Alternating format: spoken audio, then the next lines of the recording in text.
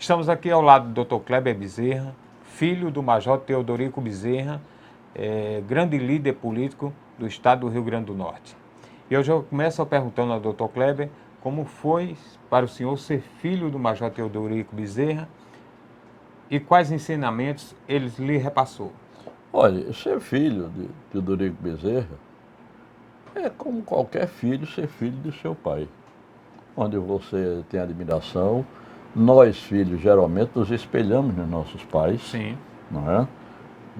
E nós, quando somos pais, somos o espelho para os nossos filhos. Então ele me marcou pelo critério de comportamento dele e a da educação daquilo que ele me passava. Não tem nada de especial, ele era um pai normal, como a maioria dos pais, né, em relação aos muito filhos. Presente na sua vida. Hein? Presente, apesar dele ter uma vida muito agitada, ele era um camarada muito trabalhador, muito movimentado, sempre estava alguma coisa, na atividade empresarial, na indústria, na parte industrial, na parte hoteleira, que foi a atividade, vamos dizer, principal da vida dele, ao longo da vida dele, na de produtor rural, onde ele viveu intensamente, e na atividade política, onde ele exerceu cargos executivos e foi dirigente de partido político. Ele foi dirigente do PSD no Estado, o maior partido do Estado e do Brasil. Ele foi dirigente por 17 anos, ele foi o presidente do partido até a sua extinção. Então, isso é o que marca. Apenas o que eu posso dizer, eu digo frequentemente, que ele educou com exemplo. Não é? Que tem dois casos que me marcaram durante a vida, por colocações feitas por ele. Eu estudar no Rio de Janeiro, fui estudar Sim. no Rio de Janeiro, em 1951, me preparar para o vestibular de engenharia. Saí do estudo do Rio Grande do Norte, que era um estudo razoável, mas deficiente em relação aos grandes centros. Sim. E fui para o Rio de Janeiro, para um dos melhores colégios de lá, um dos colégios mais difíceis, que era o Colégio Andrius. No meio do ano, eu que aqui era um bom aluno, era um bom estudante, nunca fui primeiro de aula, mas estava ali entre os 5, 6, 7, 8, sei lá. Era um aluno relativamente considerado como bom aluno. E lá eu comecei a ter dificuldade. Ao chegar no meio do semestre, em função das notas que eu havia tirado, eu saí daqui para estudar engenharia, deficiência nossa aqui das ciências tecnológicas e exatas. Sim. E fui a ele, pensando em até mudar de profissão. Eu gostava também de direito, porque naquele tempo eu me influenciava, lia muito, e era muito importante para o jovem os seus conhecimentos literários, essa parte de humanas. Certo. Eu fui a ele e dizia a ele que estava pensando em mudar. E relatar o problema que o senhor não estava se adaptando bem ao Exatamente, curso. no estudo, naquela ali. Então, fui a ele dizer que estava pensando em mudar de profissão, de rumo profissional e tal. Porque eu não ia passar no vestibular, provavelmente naquele ano. Ele aí me respondeu o seguinte: você faça de contas que eu sou seu empregado e estou trabalhando para você se formar. Não tem pressa de passar, se não passar da primeira vez, passa da segunda, passa para a terceira, mas não tem problema para isso aí. Eu aí fiquei sem argumentos. A outra coisa que me marcou, e padronizou que eu tivesse esse comportamento ao longo da vida, é que ele, como deputado, estava sempre no Rio de Janeiro, depois em Brasília. E a venda de algodão, que geralmente eu conversava com ele e tal, e aí estava num período de acontecer vendas, eu vendendo, era eu quem vendia, eu comprava, etc. Aí eu perguntei a ele: você está lá, como é que a gente faz e tal? Ele disse: não deixe nada por resolver. Se surgir qualquer coisa, resolva. Se depois tiver resolvido errado, a gente conserta, mas não deixe por resolver. Foi uma grande lição. Aí eu passei disso, decida, não foi nem, acho que foi decida. Doutor Kleber, o Major Teodorico Bezerra, apesar de viajar o mundo inteiro, sempre que podia, ele se fazia presente na fazenda Irapuru, que era o lugar predileto dele, né? Olha. E onde ele se reunia com algumas autoridades do Estado. Eu quero que o senhor me conte um pouquinho sobre essa época, onde ele se reunia com as autoridades, não só do Estado, mas de todo o Brasil. Olha, antes de eu me formar, ele como deputado, toda semana, ele viajava do Rio de Janeiro, certo, aqui para Natal, vinha no sábado, e no sábado mesmo, ou no domingo de madrugada, ele ia para a Fazenda Irapuru fazer o pagamento. Começava o pagamento lá, no máximo, 3, 4 horas da manhã, e 8 horas tinha terminado. Ficava ali um pedaço conversando com os amigos, atendendo outros que tinham alguns pleitos junto a ele, etc. E depois botava, ou colocava Mané Cícero como motorista dele, mandava botar o carro e saía e ia fazer visitas políticas nos municípios de influência dele. Certo. Depois que eu me formei, passei a acompanhá-lo. Passou algum tempo, eu acompanhava no pagamento e tal, ajudava. Naquela rotina, né? Naquela rotina dele, no rojão dele, como ele disse. Naquele tempo a estrada não era toda pavimentada, só como curiosidade. E o veículo era um Jeep Willys. Aquele Jeep de antigamente, do tempo da guerra, remanescente. O senhor lembra quanto tempo levava de Tangará a Natal? Eu acho que em torno de 2 horas, por aí, assim, quando não se atolava.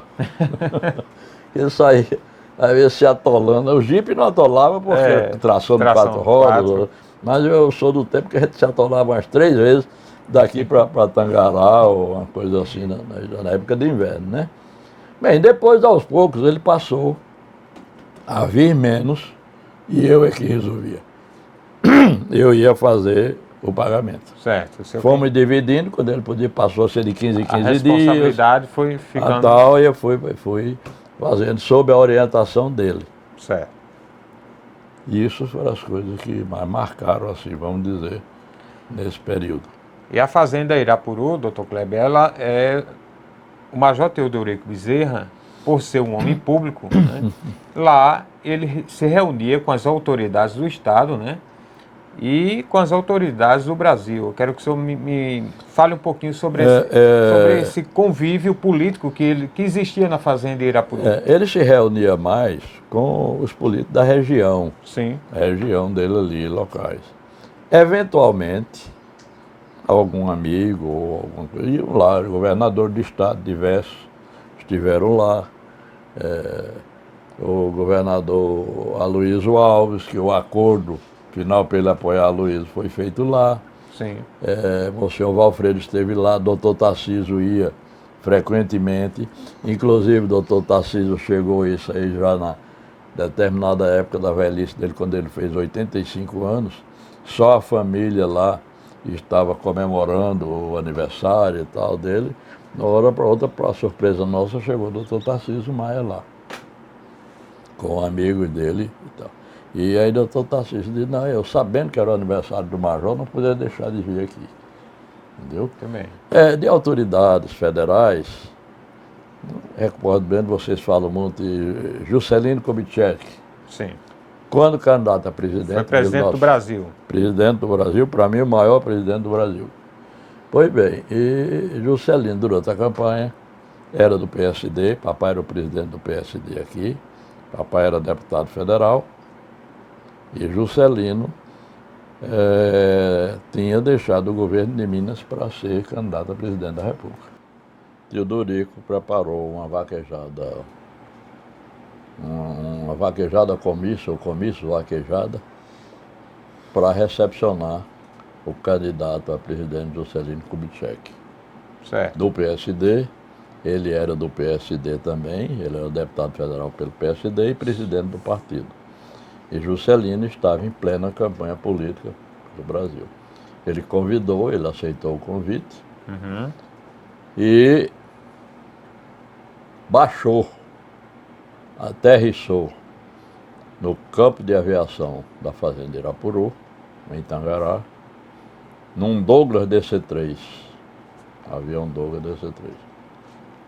Foi recepcionado ali mesmo, pelo deputado Teodorico Bezerra e outras lideranças locais e dos municípios vizinhos, e seguiram para Santa Cruz, no Jeep Land Rover, me recordo bem desse Jeep, ou de outros da mesma origem, para Santa Cruz. Teodorico dirigia o Jeep, Juscelino ia ao seu lado, o governador Silvio Pedrosa, governador da época do Rio Grande do Norte, também do PSD, o prefeito de Santa Cruz, João Bianor Bezerra, e o candidato a governador pelo PSD aqui no estado do Rio Grande do Norte, Jocelyn Vilar. Chegando em Santa Cruz, adentraram ao Parque da Vaquejada, a caravana formada pelo Jeep e seguida por diversos vaqueiros ladeando o Jeep. Foi que Teodorico delegou seus vaqueiros que eles fizessem uma determinada coisa. O vaqueiro-chefe era Tomás Quintino de Araújo. Certo. Conhecido como Tomás Gregório. E pegou um boi bem forte, graúdo, forte, tudo, que muito difícil de ser colocado abaixo, ser derrubado. Sim. E foi pintado no dorso desse boi, na lateral, JK, Juscelino Kubitschek. Ninguém botava esse boi abaixo. Aí outro boi desse mesmo naipe, desse mesmo tipo, tinha escrito PSD. Aí tinha um boizinho mais frágil, todo mundo botava abaixo, todo vaqueiro e tal, que era UDN, que era a sigla do outro partido político. Isso era uma espécie de marketing da época. Marketing da época, a ideia dele. Era ele que tinha Seu pai quem tinha essa criatividade das coisas. E ele tinha quem cuidasse de executar. Ele tinha as ideias e tinha os executores. Muito bem. Né? Houve o comício, depois almoço numa residência lá de um dos líderes do município. E essa é a história da vinda de Juscelino, ou da ida de Juscelino, a Santa Cruz, via Tangará, via Fazendeiro Apuru. Quer dizer, ele não foi à sede da fazenda. Daí ele veio para Natal, onde fez um comício à noite. Muito bem. Seu pai apenas recepcionou ele na fazenda Irapuru, né, onde o avião recebeu pousou. No avião, levou para Santa Cruz, cuidou e trouxe para Natal. Deixou em Natal no comício, participando do comício, né? E há de ressaltar aqui, né, que Juscelino Kubitschek, nessa campanha, foi o grande vencedor. Ele Perfeitamente. Conseguiu né, ser presidente do Brasil e, na sua opinião, um dos melhores presidentes. Na minha opinião, foi o melhor presidente do Brasil da era, não é mais nem contemporânea, que hoje já é uma era um pouco distante, mas eu, da história, desconheço que anteriores tenham sido e posteriores muito menos. Dr. Kleber, Tangará foi um grande polo industrial de beneficiamento de algodão, né? Eu queria que o senhor me dissesse quem eram os proprietários e quais indústrias existiam naquela época. Olha, pelo que me diz a memória, se não falhar muito, a ideia que eu tenho primeiro de área de beneficiamento de algodão em Tangará, ainda com Santa Cruz, papai era sócio de meu tio João Bianor em Santa Cruz, eles eram, Certo. de uma empresa, de uma firma, naquele tempo era firma, não tinha nome de empresa, era firma, Sim. chamada Teodorico e Bianor, onde o pai do Mané Cício, João Silvino, era mecânico. E essa indústria foi montada lá em Santa Cruz, salvo engano meu por aí, em 1937. Papai vendeu um hotel que ele tinha aqui em Natal, chamado Hotel Internacional, e adquiriu o equipamento e a construção, montou a usina de sociedade com meu tio João Bianor. Posteriormente, ele fez a aquisição, se eu não me engano também, a Assambra, de um conjunto de máquinas maior do que o que tinha lá. Certo. Certo? Então a Teodorico Bianor ficou com a usina mais substancial em Santa Cruz E as máquinas anteriores, e alguns motores, vieram para a fazenda Irapuru. Que ano isso? Não sei dizer, 1940, 41, 42, aí não sei exatamente. Então, talvez o primeiro beneficiamento de algodão em Tangará tenha sido essa pequena usina na fazenda Irapuru. Resquício do equipamento da usina de Teodorico e Bianô em Santa Cruz. Ok. Certo? Bem. Depois, na década final, acho que final da década, ou perto de 40, não sei a época, segunda parte da década de 40, 48, 40, sei lá quanto, não sei disso aí, veio uma firma de Campina Grande, chamada Nascimento e Companhia, cujo sócio, que era gerente aqui, que veio de lá, se chamava Euclides Ferreira. Instalou a usina em Tangará. Nascimento e Companhia era a firma. Ok. Certo? Certo. Algum tempo depois, instalou-se a Sambra. Que veio de São Paulo? Não, a Sambra vem do Brasil todo. É uma multinacional. Era uma multinacional, da Bungborn. A holding dela se chamava Bungborn, onde tem tudo no mundo. Moinho de trigo, fiações, sei lá. Era um truste, como a gente chamava assim na época. A Sambra era uma das grandes empresas do Brasil, ou das maiores daquela época. Era a Sambra e Anderson Cleito. Bem, aí Sambra instalou-se. Nessa época, ainda era Santa Cruz. Há uma ideia, uma colocação que eu vi uma vez, assim, vagamente, que a Sambra instalou-se ali, naquele local, onde ainda é hoje, que era o limite do município de Santa Cruz com Macaíba. Olha só. Certo? E havia, parece, tudo isso que eu estou dizendo, mas eu ouvi falar assim, então eu vou contar aqui, se for mentira, se não for. Parece que havia uma relação que você, a partir de Santa Cruz, aquele limite ali, você podia beneficiar algodão siridó. Certo? E até Macaíba só podia beneficiar algodão mata, que era de fibra curta. E Tangará, nessa época, me permita Tangará dizer... era povoado. Era um povoado que pertencia ao município de Santa Cruz. Certo. Muito bem. Eu sei que a Sambra instalou estrategicamente num ponto onde ele beneficiava as duas qualidades de algodão ali no limite. Então você vê o limite de Macaíba com Santa Cruz devia ser ali mais ou menos por perto da Sambra, mais na frente. Sim. Não sei, eu ouvi falar essa história, se é verdade. Bem, então o fato é que Sambra instalou-se lá como a maior potência, a usina grande. No início de 50, a firma Nascimento e Companhia entrou em concordata. Certo? Concordata hoje não existe para esse nome, mas naquele tempo era hoje, Para os dias de hoje tem um nome mais bonito aí, diferente aí, não sei o que, judicial. Uma coisa assim, não é falência, é concordata, onde suprimia tudo, parava tudo, o débito dele, ele se comprometia a pagar e tal também. Entrou em dificuldade financeira. E terminou vendendo a usina, terminou comprando a usina. A Sebastião Ferreira Lima de Sítio Novo. Sebastião Ferreira adquiriu a usina do Nascimento e Companhia. Certo. Eu não sei se ele tinha uma pequena usina, uma coisa também já lá em Sítio Novo. Ele era um grande comprador de algodão também lá na região. Na época. Como papai era em Tangará, Irapuru, quer dizer, a usinazinha pequenininha só para algodão de farrenda, mas o peso era a compra da redondeza e vendia as grandes. Vendia as Samba, Cleito, São Miguel, Cook e Companhia, o negócio da gente era mais com Cook e Companhia.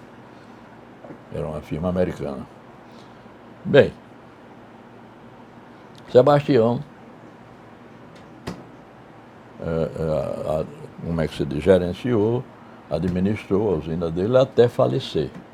Os herdeiros, ele tinha negócio de algodão com Algodoeira São Miguel, que só tinha lá em Angicos, Fernando Pedrosa, a usina deles, que a algodoeira São Miguel era subsidiária da Machine Cotton, uma firma multinacional irlandesa.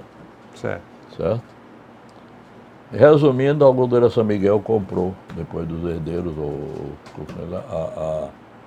a usina que tinha sido de nascimento de Sebastião e passou para São Miguel. E criou aquela usina que é uma potência lá em Tangará, ou foi uma potência na época do coisa, rivalizando com Sambra. Né? Duas usinas, não é isso? A Sambra, o senhor já falou sobre duas. Duas. A usina mesmo, assim, potencial, Sambra e algodoeira São Miguel. Exato. Eu me formei em 58. Em 59 comecei a trabalhar com o papai, inclusive no algodão, indo vender com ele algodão, a Cook Companhia do algodão da gente. Lá só tinha essas duas máquinas, uma de 80 serra e uma de 50 serra, uma prensa mecânica, certo? Beneficiava ali, às vezes nem beneficiava, preferia vender todo em caroço para... Bem, mas papai ele tinha um homem de muita visão, não tinha muito tempo para certas coisas, pela política que absorvia, etc. Certo. Ele tinha importado 10 máquinas de rolo de marca Alf Thompson, de origem alemã. Tinha 10 máquinas encaixotadas lá. Essas máquinas de rolo eram as marcas utilizadas para beneficiar o algodão Siridó de fibra longa. Algodão de Siridó de fibra longa que a gente chamava era de 36, 38 milímetros a 38, 40 milímetros. O máximo era esse, 38, 40. Era a qualidade dele. Comprimento de fibra, resistência de fibra, etc, etc, etc. Sementes selecionadas, né? Era o que predominava em Tangará, em Santa Cruz, etc, etc. Certo? Então, nós montamos essas máquinas, 10 máquinas de rolo. Lá em Irapuru? Lá em Irapuru. Certo. Montamos essas 10. Aí vem a história da usina de Irapuru, que essa vai ser mais contada com detalhes, quando as outras eu só dei o resumo, porque não sei dos detalhes de instalação.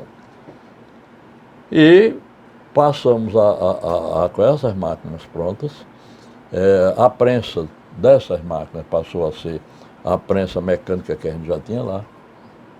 Construiu-se um armazém para ter essas máquinas, certo? Mas a gente não tinha potencial para comprar algodão, beneficiar, vender essa coisa toda. Resultado, arrendamos essas 10 máquinas à Cook Companhia. E Cook Companhia recebia o nosso algodão, o papai, e beneficiava lá mesmo, nas máquinas de rolo. Certo. E nos pagava aluguel, etc, etc, etc. Certo? Bem, e a par disso, nós continuamos ali e fomos implantando e aumentando o conjunto de máquinas de serra, que é o que beneficiava o algodão Seridó 34, 36 milímetros. O algodão era medido, sendo de qualidade, porque quanto maior a fibra e mais fina, se fabricava linha para cozer, a linha, e o fio fino para fabricar tecidos finos. Eu saí garimpando máquinas e montando a fábrica. Máquinas da usina, resumindo, terminamos ficando com 3 máquinas de serra. Já era um conjunto considerável, respeitável. Começamos então a beneficiar para nós mesmos, exportar. Em 1963, nós fizemos a primeira exportação de algodão rolo para São Paulo. E a partir daí, nós passamos a ser exportadores também. Mas o conjunto de serra eu tive que comprar.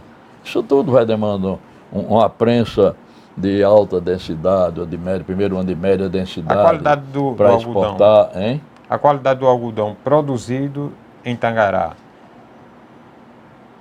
era só no município de Tangará ou em outra cidade do estado? Aí, devagarinho, esse pessoal todo comprava da área toda.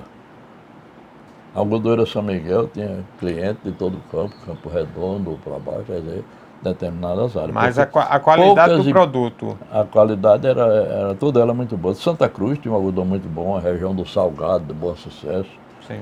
Tangará, algodão. O nosso algodão era quase todo de máquina de rolo, produção da fazenda, Siridó. Nós produzimos algodão mata na fazenda Poço Verde, outra fazenda em Santo Antônio. Que aquilo é por região, o Siridó não dava nessa fazenda em Santo Antônio. E isso tudo era puxado por motores. Nós tínhamos lá 2 motores e a firma Teodorico e Bianot foi desativada, a nível de algodão, de tudo. E os motores de lá o Bianot mandou para Irapuru. Mané Cícero era o homem que eu cuidava desses motores. Fazia Um manutenção. motor Deutz, que era alemão, e outro motor não sei o que era holandês. Quebrava uma peça do motor Campina Grande para fazer a peça recuperar. A manutenção. E via a gente parar a usina não sei quantos dias, etc, etc. Comprei uma prensa de média densidade da Sambra, em Caruaru. Resumindo, montamos o conjunto e depois Cook desativou aqui no estado. Eu comprei 17 máquinas de rolo que Cook tinha em Lages. E resolvi montar uma fábrica de óleo. Juntar com o papai lá na fazenda. Fiz um projeto, eu mesmo, um projeto todinho para o Banco do Brasil, para um financiamento para a aquisição das 3 máquinas, da fábrica de óleo. Foi aprovado o projeto? Foi aprovado, tudo isso demorava. Naquela época, papai tinha acesso, era deputado federal, tinha acesso, tinha amigos lá no coisa, tudo. Eu sei que a gente conseguiu o financiamento. E estava coincidindo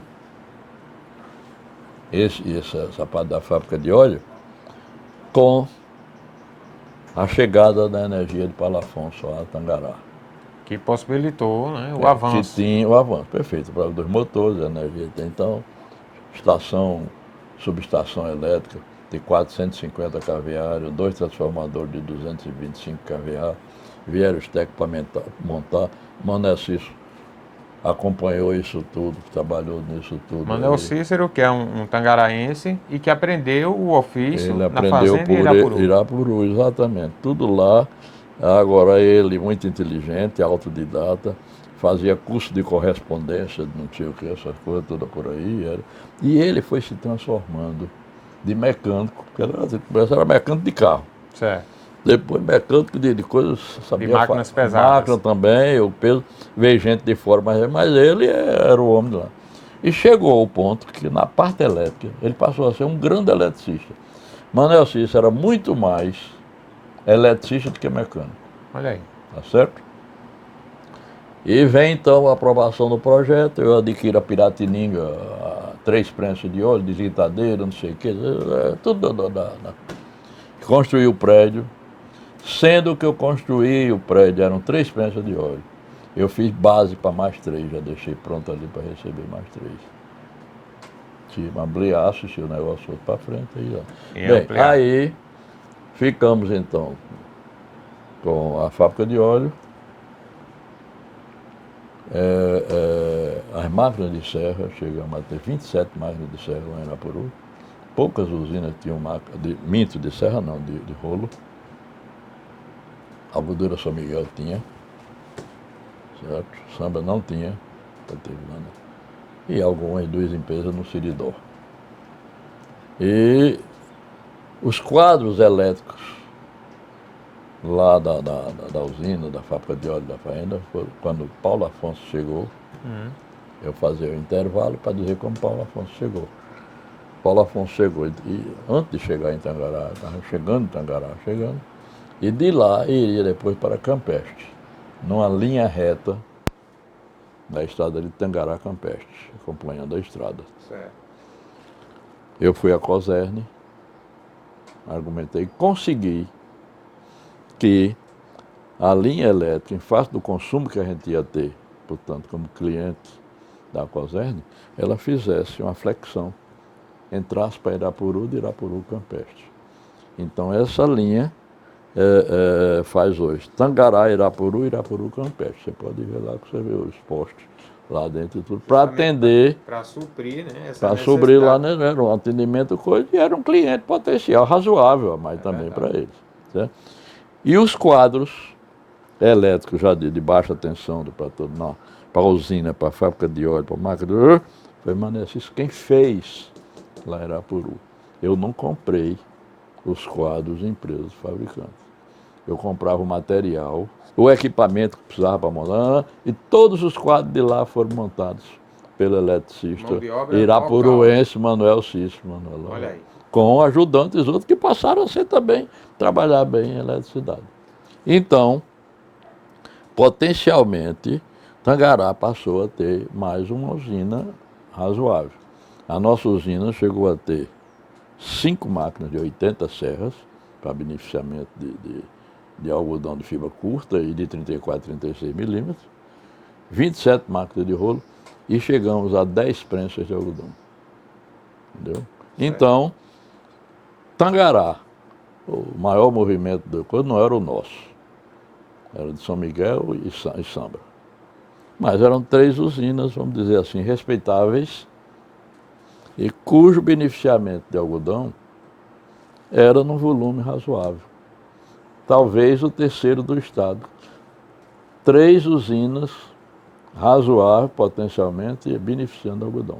Naquela época, o imposto, o ICMS do algodão, era cobrado na venda. Então, a usina era quem pagava, não era a entrada do produtor. Então Tangará passou a ser não o terceiro produtor, mas o terceiro, vamos dizer, gerador de ICMS de algodão do estado. Entendi. E aí ele teve uma fase razoável. Depois a legislação foi mudada e passou a se pagar o ICMS, mas no nome do vendedor de algodão. E passou a ter o nome de contribuinte substituto. Então já diminuiu um pouco e aí depois veio a crise de algodão, é outra conversa. Vamos agora. Então a história do algodão do Tangará, que eu sei, que eu me lembro, é essa aí que eu lhe contei agora. Doutor Kleber, o senhor também ingressou na vida pública, né, e se tornou um legítimo representante do povo potiguar. Me conta um pouquinho sobre o legado deixado para a cidade de Tangará e para a região Trairi. Eu fui deputado sem nunca ter pretendido sê-lo. Sempre gostei de política, participei de política, mas nos bastidores, ajudando o papai nos dias das eleições e a conversa. Hein? Estando presente nesse momento. Nessas coisas todas, mas nunca é como eu dizia, eu gosto de política, mas eu jogo na arquibancada. Nunca pretendi entrar em campo. Entendi. Mas aconteceram certos fatos e tudo, e eu terminei sendo deputado estadual. Por 2 mandatos. Para ser bem honesto, 1 mandato e meio. Porque no segundo, eu fiquei na primeira suplência por 41 votos, mas assumi 2 anos. Okay. Então eu fui deputado 6 anos. Você quer saber o que eu penso que fiz para o Tangará, né? Quer dizer, que cheguei lá. Exatamente. Qual foi a contribuição do deputado Kleber Bezerra? As contribuições normais que um deputado pode ter na coisa, para um deputado normal, eu digo muito, eu acho que dei conta do recado, como o meu, cumpri minha obrigação, fiz o que pude. Em Tangará, com coisas, porque quando você pergunta o legado, você procura sempre coisas palpáveis, visíveis, né? Coisa que se mede, não é? Assim. Então, eu consegui, eu era deputado, partido, governador Zé Agripino. Eu consegui ali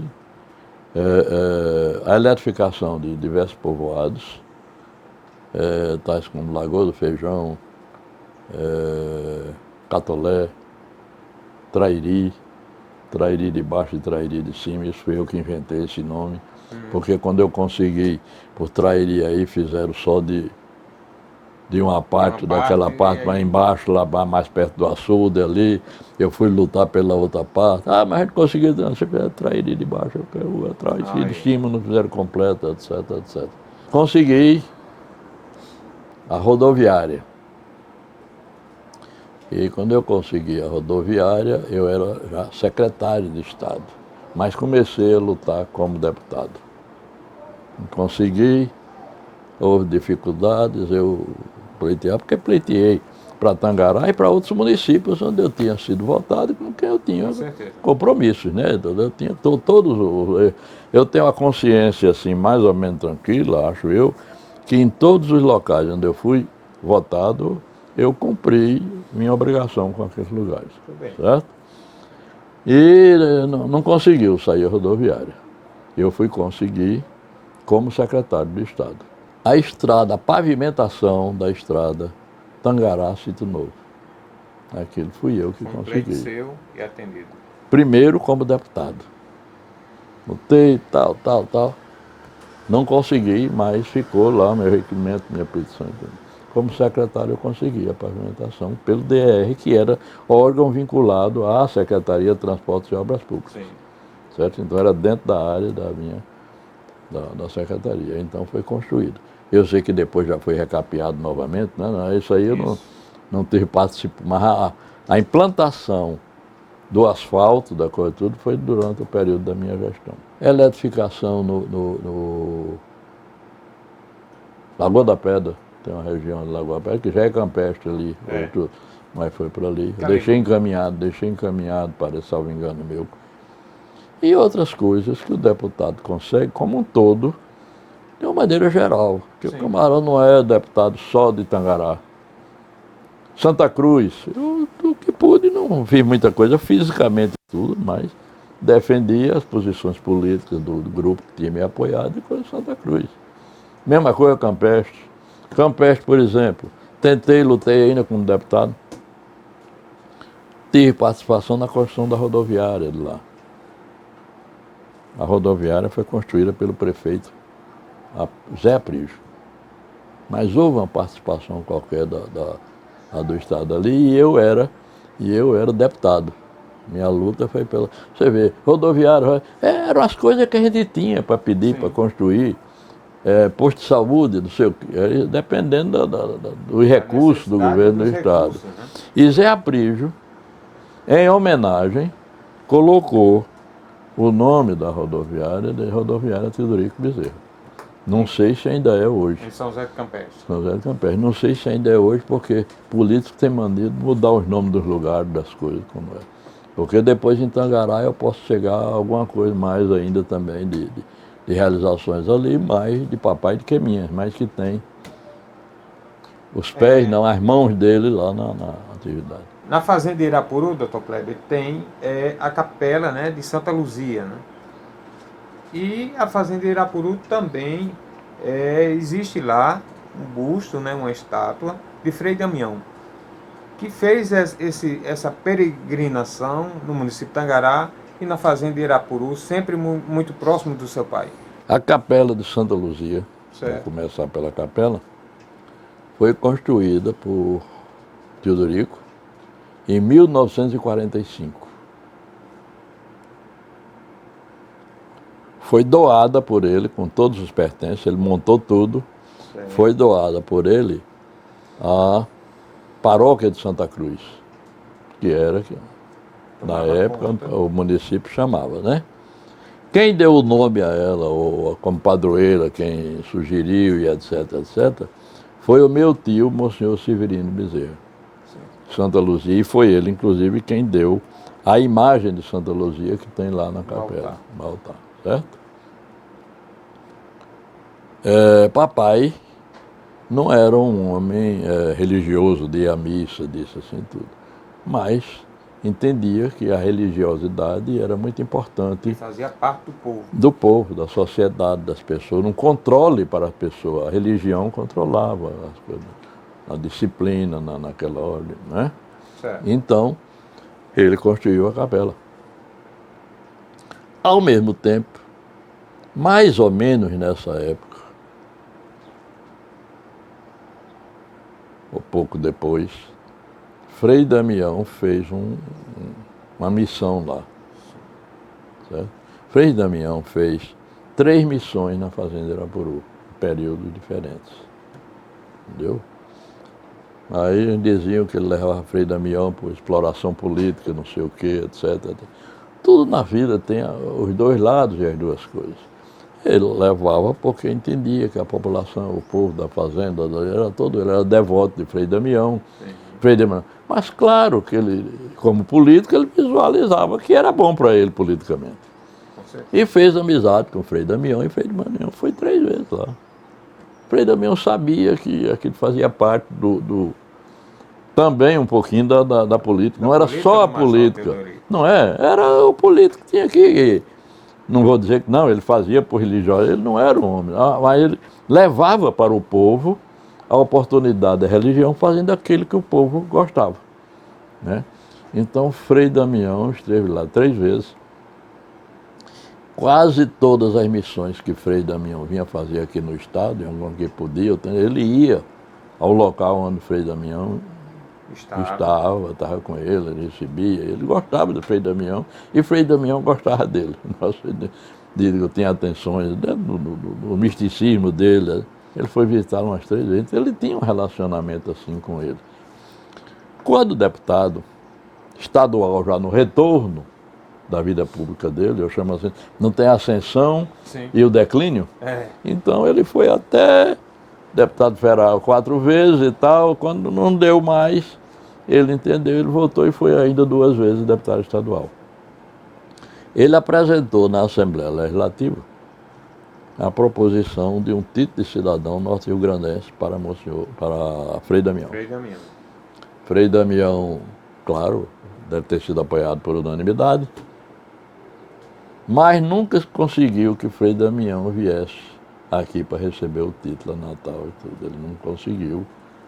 Problema de política da igreja, presumo eu. Sim. Claro, essa coisa, que Frei Damião era bem visto por uma ala e não era tão bem visto por outra ala da igreja. Você sabe disso, ou pelo menos já ouviu falar. E em todo canto existe um critério de comportamento e a gente tem que respeitar todos eles. Esse título de cidadão de Frei Damião veio a ser entregue a ele, comigo, eu como deputado estadual, foi entregue na feira, numa missa missa do agricultor que tem em Currais Novos. Tinha uma feira e a missa do agricultor toda semana, um certo período.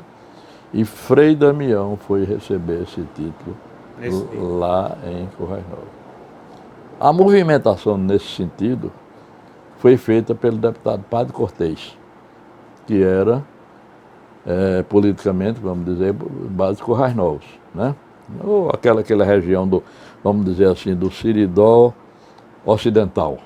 Né? Da Florânia, ele era vigário de Florânia, tinha sido antes de ser deputado. Pois bem, era defensor de Frei Damião, conseguiu fazer e nós fomos, eu e papai, para lá e tudo. Foi entregue pessoalmente? Pessoalmente, foi entregue lá pela Assembleia, né? Papai não era mais deputado, eu que era, mas fomos os 2 para lá, tiramos fotografia com Frei Damião, etc, etc. E ele, com essa devoção, apesar dele não ser esse homem, ele tinha uma devoção para Frei Damião. Mandou fazer uma estátua, não é um busto, não, uma estátua de Frei Damião. Não sei, ele descobria essas coisas todas, sabia essa coisa lá pela Paraíba. Eu não participava muito disso, porque minha agonia, meu corre-corre, era a usina de algodão, para lá e para cima, copa algodão, vende algodão, embarca algodão, não sei o que, essas coisas todas. E a estátua hoje se encontra numa praça que leva o nome Frei Damião. Aí era a ideia dele, mas ele faleceu antes, a estátua estava colocada na capela. Sim. Quando você entra na capela, você já entrou diversas vezes, a capela do lado direito, ali ficava a estátua de Frei Damião, provisoriamente. Então, esse provisoriamente, depois eu e minha irmã Sanzi evoluímos para a praça, mandamos fazer um busto dele, de Teodorico, que parece muito pouco com ele, muito pouco parecido, e foram colocados lá na praça, Frei Damião de um lado e Major Teodorico Bezerra do outro lado. E a praça ainda está meio inacabada, mas já foi isso tudo aí. E foi inaugurada, não sei se foi na comemoração dos 70 anos, que você filmou toda lá. Sim. Não é? Não sei se foi ali ou se foi outra, parece que foi ali que a gente veio. com uma Praça Frei Damião. Então nós temos a Praça Frei Damião, temos a Estátua Frei Damião, temos Santa Luzia, todos esses para protegerem a nós todos e os moradores do Tangará, da fazenda, de tudo. A par disso, ainda digo outra coisa, você vê como era o Major Teodorico. Ele comprou em 1951 a fazenda Poço Verde, naquela época, em Santo Antônio, que depois transformou-se Serrinha, mas ele comprou uma parte em Campestre, vizinho na fronteira, e a sede da fazenda era Campestre. Uma área tal que ele comprou para ficar, ele era mais chegado a Campestre do que a Santo Antônio, né? Era mais área de influência, a gente tinha fazenda em Campestre, então ele tinha a segunda influência política dele, ou a terceira, era Campestre. Né? Viu? Então ele construiu lá uma capela. Construiu uma capela como de Irapuru e tal. A inauguração da capela, isso você veja com o Valdeci e veja quem é o padroeiro lá de Poço Verde, que eu não me lembro assim tudo. A inauguração, ele fez uma procissão a pé de Irapuru para Poço Verde. Veja aí, bem uns 20 e tantos quilômetros. Um entrava no carro perdendo, um jipe e o povo e a imagem de quem ia para lá. E tudo. Pronto. Então ele participava dessas coisas, participava de procissão. Né? Quer dizer, isso vinha talvez da formação da infância e da juventude dele em Santa Cruz. Doutor Kleber, quem foi Monsenhor Severino Bezerra? Como viveu ele? Qual a importância de Monsenhor Severino Bezerra, irmão do Major Teodorico Bezerra, para a comunidade do Irapuru e para a cidade de Tangará, na sua opinião? Olha, eu vou começar o que eu me lembro dele assim. Certo. O padre tinha um defeito físico nos pés. Não sei se você o conheceu. Ele tinha tudo bem. O Major Teodorico, ele era um homem de curso primário, não sei se no máximo, estou falando aqui de Teodorico, no máximo um primeiro ginasial, uma coisa assim. Veio estudar em Natal no colégio Santo Antônio, que naquele tempo não era marista, era o colégio Santo Antônio que ficava no convento Santo Antônio. Depois Isso, é que os maristas assumiram. O seu pai que veio. Meu pai estudou aqui tudo. Chegou num certo ponto, minha avó não dava para sustentar mais de um ou mais de filhos, uma coisa assim. E ele, então, deixou de estudar, voltou para Santa Cruz, para que minha avó pudesse mandar o padre Severino, que tinha o defeito de coisa ali, talvez já pretendesse ser padre nesse tempo, para ele estudar no colégio no lugar dele. Certo? Ele era um homem mais dinâmico, mais movimentado, mas sempre foi assim, né? Agitado e tal. Então ele renunciou ao estudo, ou minha avó renunciou, você é bom e tal, e o padre tem, e ele fez. Bem, o padre então já se ordenou, depois de tudo, com uma certa idade. Eu digo uma certa idade não, mas mais não foi na idade de 25 anos, de 24, não sei. O padre foi ordenado em 1937. Então ele tinha aí, ele era de 35 anos de idade, né? Ou quase isso. 35 anos. Ele era um ano mais velho que meu pai. E eu assisti a ordenação dele. Aí você diz, você está mentindo. Eu tinha 2 anos de idade nesse tempo, como é isso? Eu sou de 33, ele ordenou. Não, eu tinha 4 anos de idade. Eu tinha 4 anos de idade e eu assisti a ordenação dele, que foi no Colégio das Neves, na capela do Colégio das Neves, lá perto da igreja de São Pedro. Eu digo, por que você se lembra? Me marcou. Em quê? Aquela hora, eu lá atrás, no colo de alguém, sei lá, de minha mãe, de uma tia, quando botaram a ordenação, não sei se você já assistiu, não. Eu só assisti na minha vida 2 ordenações. A de meu tio padre e a de padre Charles aqui, que é da igreja de Santa Terezinha.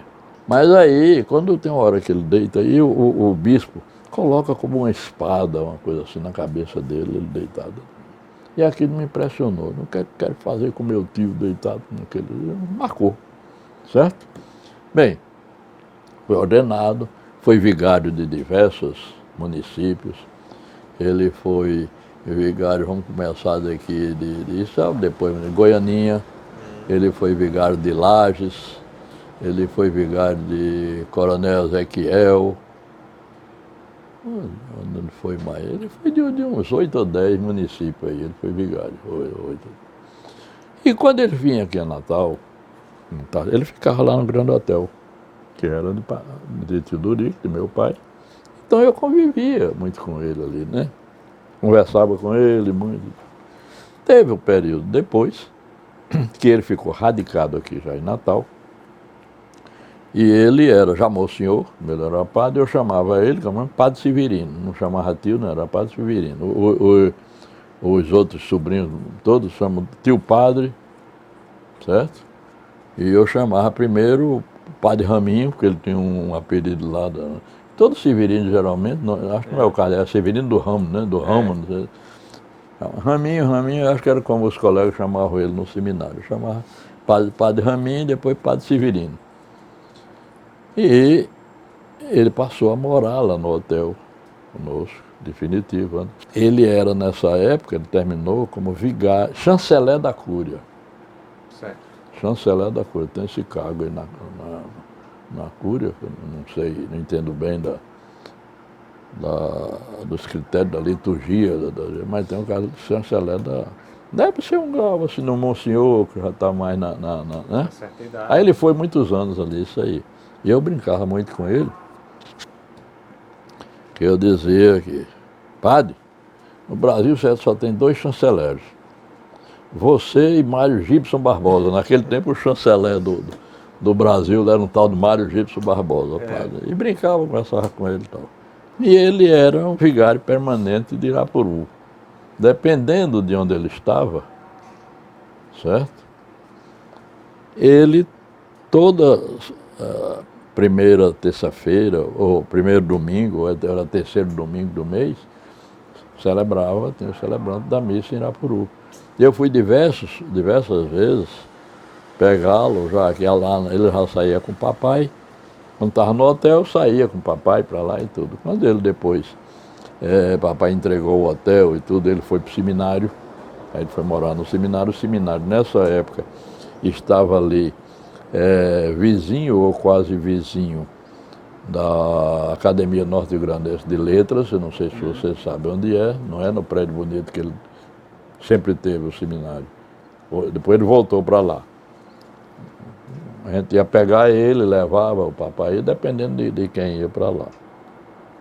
E na época do hotel ainda, quando ele estava morando lá com a gente, no hotel, sempre almoçava ou jantava por lá, com ele e tudo. Ele resolveu escrever livro. Ele escreveu inicialmente, o padre era muito de história, historiador e tudo isso.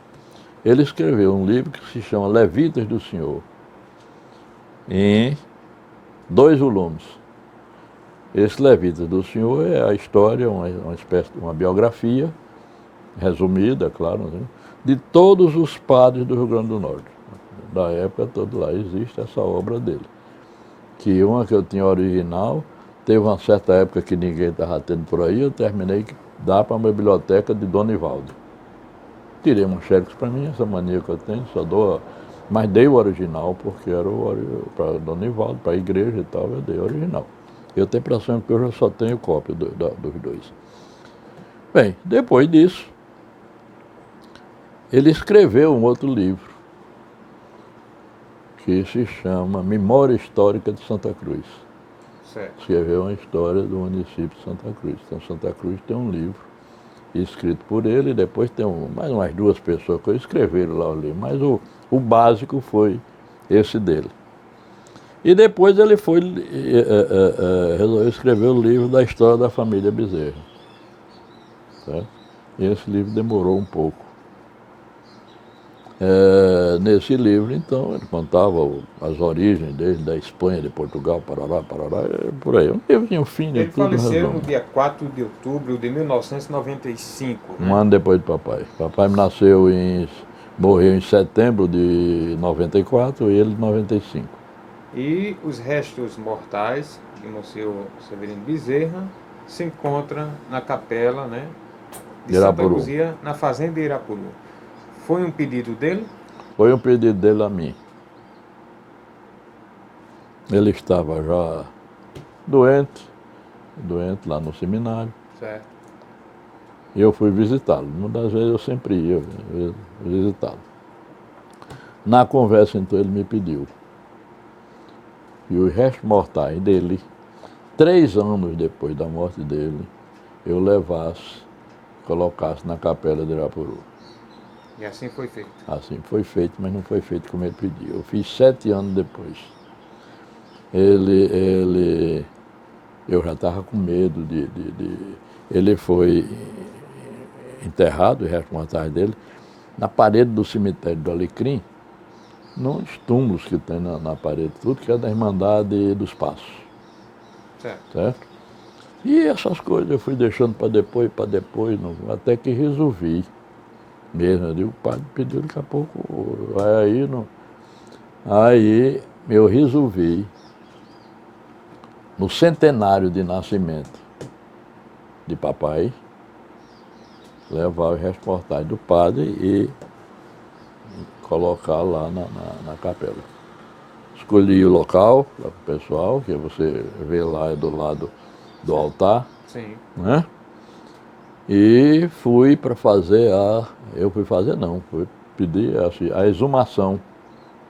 Assisti a exumação toda, os restos mortais numa caixinha e